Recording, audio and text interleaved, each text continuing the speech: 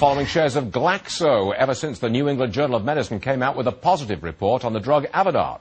That is, it not only shrinks the prostate, but can treat prostate tumours and even prevent baldness in men. The stock, though, this morning is down a fraction, still holding at $38 a share. Now, some doctors are saying almost all men should just start taking this drug, Avodart, whether they have a prostate problem condition or not. Our next guest does not agree.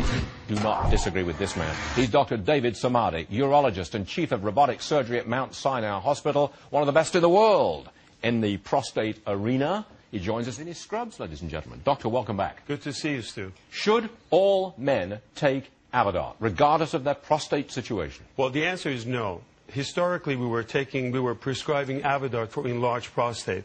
The way it works is it inhibits the testosterone to become the active testosterone. The active testosterone, or DHT, is what causes male baldness. It enlarges the prostate, and it may play a role in prostate cancer.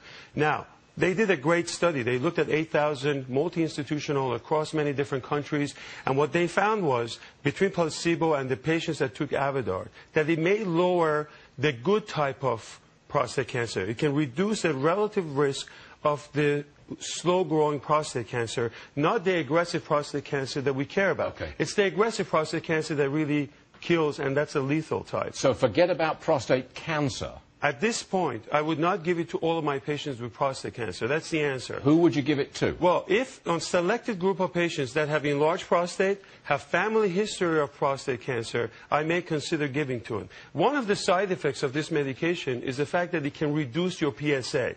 PSA is the blood test that we use, so it can modify it, and that's the only trend that I can follow. So I don't want to give them a false hope. That's one thing. Does it shrink prostate tumours? It can. Well, not tumor, enlarged prostate. Enlarged prostate, it can shrink them. It can slow down the growth of slow-growing prostate cancer that may not be life-threatening. How much of that is helpful? It's not clear at this point. What we care about is if it's going to reduce the number of deaths from prostate cancer. We don't have that answer. Side effect of it, it can reduce your libido and sexual function, which I don't think any man out there is interested. They had some cardiac issues with this medication. Baldness? It may help baldness, and that's one of the families of Proscar Avodart. A lower version of it is Propecia, that men have been using for hair growth. And, of course, the cost? The cost, this pill right now is about $3.23. So if you add it up for every patient, that's going to be millions of dollars. Well, but $1,000 a year. About $1,200 a year. That's a lot of money for not a lot of gain at this point for prostate cancer. Dr. David Samadi, always a pleasure. Thank you very much, sir. Thank you.